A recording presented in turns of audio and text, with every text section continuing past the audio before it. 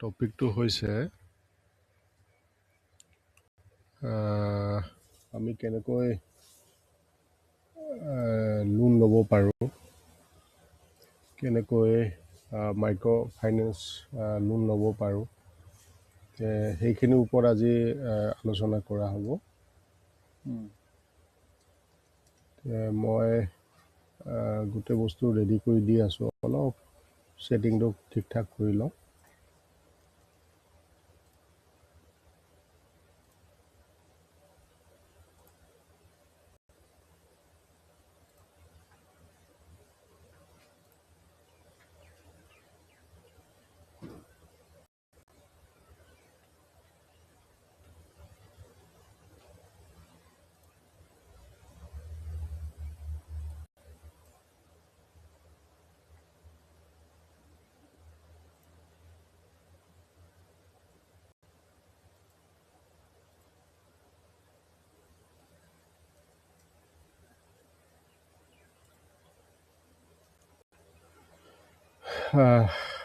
Direct আহিছোঁ। তাৰ আগতে মই এটা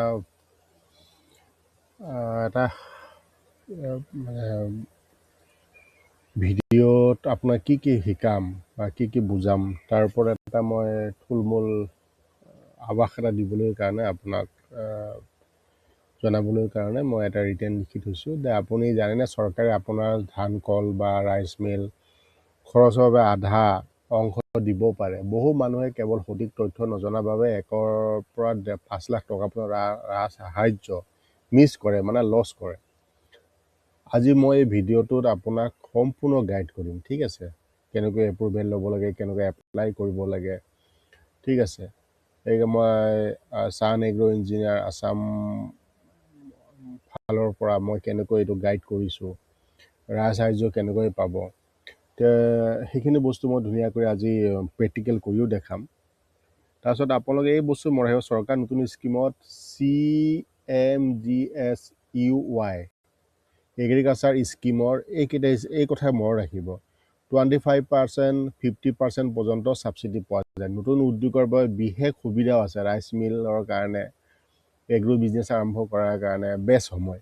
এতিয়া আৰম্ভ কৰিলে ৰিস্ক কম আৰু লাভ বেছি হ'ব, ঠিক আছে? কোনে কোনে এপ্লাই কৰিব পাৰিব এইবিলাকত? নতুন উদ্যোগ, নিউ বিজনেছমেন, অসমৰ ৰেচিডেণ্ট, অসমৰ নাগৰিক থকা মানুহসকলে, বেছিক ডকুমেণ্টছ থকা লাগিব, বেংক লোন ল'বলৈ ৰেডি থাকিব লাগিব। ডকুমেণ্টছ কি কি লাগিব? PAN card, Aadhaar card, bank passbook, land documents, passport, machine quotation, Assam ইঞ্জিনিয়াৰে আমি দিম সেইটো বাৰু আপোনালোকক। ধৰক CMSGUY অধীনত পাব, সেইখিনি ধুনীয়াকৈ কৰি ল'ব লাগিব। এতিয়া মই আপোনাক একদম মেইন পৰ্টেললৈ গৈ আছোঁ। এইটো PMEGP। আপোনালোকে মই যেনেকৈ কৈছোঁ তেনেকৈ আপোনালোকে কৰিব। এইটো স্পেচিয়েলি ৰাইচ মিলৰ কাৰণে, ডাঙৰ ৰাইচ মিল হওক, সৰু ৰাইচ মিল হওক, আমি লোন নাপাওঁ। মই বস্তুটো শিকাই দি আছোঁ। ইয়াতে আপোনালোকে হেৰি কৰিব, PMEGP কেনেকৈ এপ্লাই কৰিব লাগে এইটো কৰিব। আমি কটেশ্যন দিম, কটেশ্যন মতে আপোনালোকে এপ্লাই কৰিব, বেংকত গাঁঠি দিব আৰু চিম্পল প্ৰচেছ। তাৰপিছত লোকেল DIC পৰাও কৰিব পাৰে, খিনি লাগিব। এইটো স্কিম আছে, লগতে আকৌ এটা মুদ্ৰা যোজনা স্কিম আছে। এইটো মোৰ ভিডিঅ'ত আছে, আপোনালোকে চাই ল'ব। কিন্তু আজি মই PMEGPৰ ওপৰত স্পেচিয়েল মই দেখাম কেনেকৈ এপ্লাই কৰিব লাগে। প্ৰথম এইটো আপোনাৰ গুগলত যাব, PMEGP পৰ্টেল বুলি মাৰিব, এইটো আহি গ'লে এনেকৈ অন কৰিব, ঠিক আছে?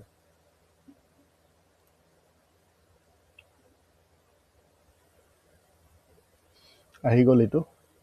ইয়াতে চাওক, prime minister employment generation program বুলি আহিছে, ভাৰ্চেছ 2.20। এই এনেকুৱা পিকচাৰটো এনেকুৱা আহিব, ঠিক আছে? এই বস্তু ধুনীয়া কৰি গাইড কৰি চাই ল'ব। এপ্লিকেশ্যন ফৰ নিউ ইউনিট, নতুন ইণ্ডাষ্ট্ৰীৰ কাৰণে, ৰাইচ মিল হওক,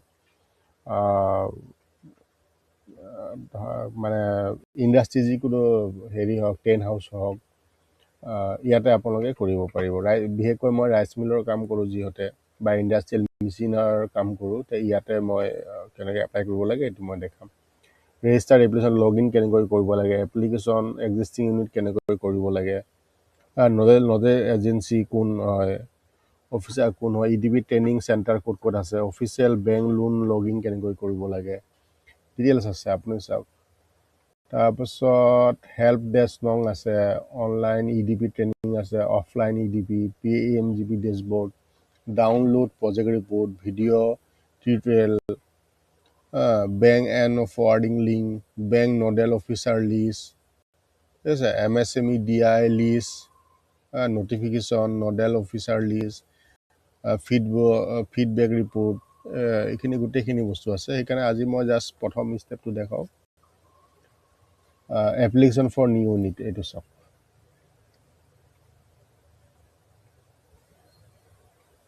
ভেৰি চিম্পল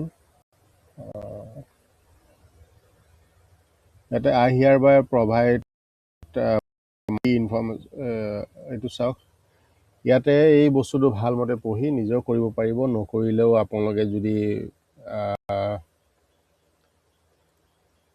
কি কয় সহায় লাগে মই কিন্তু কৰি দিম হা এইটো চাওক আধাৰ কাৰ্ড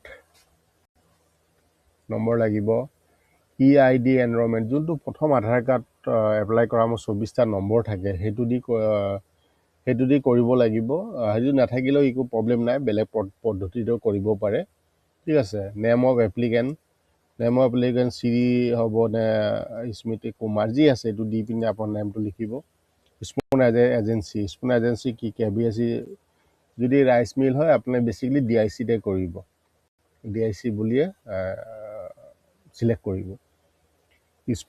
স্পন্সৰ এজেঞ্চিটো হৈ গ'ল ষ্টেটটো আৰু গমেই পায় এইটো আমাৰ অসম বুলি দি দিব এইটো অসম আছে ঠিক আছে ডিষ্ট্ৰিক্ট অসম দিয়াৰ পিছত যোনটো ডিষ্ট্ৰিক্ট হয় আপোনাৰ ইয়াতে আছে বৰজালি বাক্সা বৰপেটা বিশ্বনাথ বঙাইগাঁও কাছাৰ